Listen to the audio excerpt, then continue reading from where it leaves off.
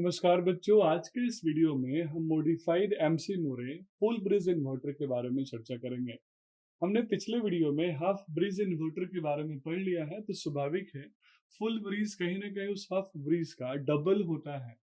और डबल यहाँ बोलने के पीछे लॉजिक सिंपल सा है बच्चों। जैसे आप हाफ ब्रिज इन्वर्टर के अंदर देखे थे कि हमारे पास दो अगर मेन थारिस्टर्स थे T1 T2 और उसके एंटी पैरेलल में दो डायोड्स थे D1 D2। सिमिलरली दो ऑक्सिलरी थारिस्टर्स थे TA1 TA2 और ऑक्सिलरी डायोड्स थे DA1 DA2। ऑक्सिलरी सर्किट जो था वो मेन थारिस्टर को ऑफ करने के लिए था, तो जस्ट उसका डबल मीन्स यहाँ दो थारिस्टर्स की जगह पे चार थारिस्टर्स हम यूज करेंगे, दो ऑक्सिलरी थारिस्टर की जगह पे चार ऑक्सिलरी थारिस्टर यूज करेंगे, और दो मेन डायोड और दो ऑक्सिलरी डायोड की जगह पे या हम चार मेन डायोड और चार ऑक्सिलरी डायोड यूज करेंगे।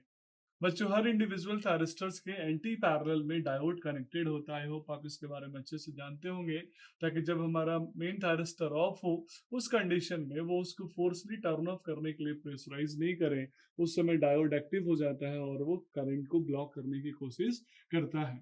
तो जो एमसी मुरे फुल ब्रिज इन्वर्टर है, उस फुल ब्रिज इन्वर्टर को आप इस सिंपल से डायग्राम से कुछ ऐसे समझ सकते हैं कि कैसे यहाँ पे दो थारिस्टर की जगह पे चार मेन थारिस्टर T1 से T4 और दो ऑक्सिलरी थारिस्टर की जगह पे कैसे यहाँ पे चार ऑक्सिलरी थारिस्टर TA1 से TA4 यूज किया है। और सेम यहाँ पे बच्चों मेन थारिस्टर के एंटी पैरेलल में चार diode D1 D2 D3 D4 और ऑक्सिलरी थारिस्टर के एंटी पैरेलल में चार diode auxiliary diode DA1 DA2 DA3 DA4 हमने यूज किया है।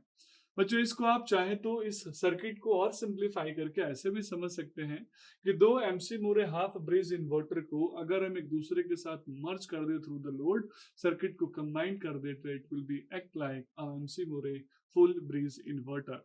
तो बच्चों, MC Murray full bridge inverter का जो वर्किंग है एज वेल एज जो कम्यूटेशन प्रोसेस है, पूरा एग्जैक्टली वैसा ही है जैसे एमसी मूरे हाफ ब्रिज इन्वर्टर का था।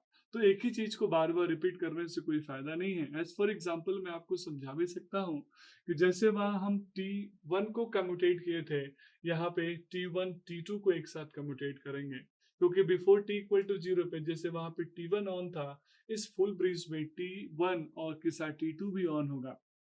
जैसे वहां ऑक्सिलरी थारिस्टर्स में आपने TA1 को ऑन किया था, तो यहाँ पे आप एक साथ TA1 और TA2 को भी फायर करेंगे।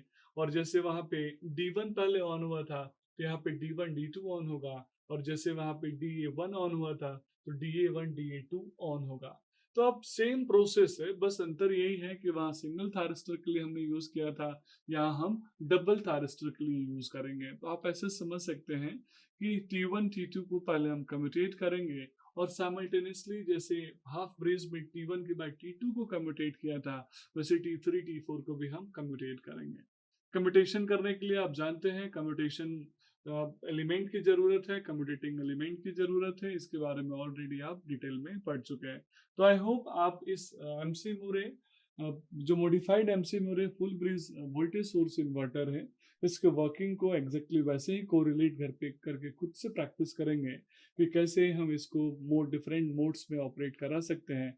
मैं फिर से हिंट दे रहा हूँ, बस याद रखिएगा वहाँ सिंगल थारिस्टर की जगह पे यहाँ पे पेयर ऑफ थारिस्टर वर्क करता है। और आप चाहें तो इसको कोरिलेट कर सकते हैं, जैसा हमने हाफ ब्रिज और फुल ब्रिज इन्वर्टर में कैसे हमने सिंगल थारिस्टर की जगह पे दो थारिस्टर्स को एक साथ कंडक्ट कराया था। आई होप ये आसानी से समझ लेंगे। तो मैं इस वीडियो को यहीं पे एंड करता हूँ। That's all about this video. Thank you so much.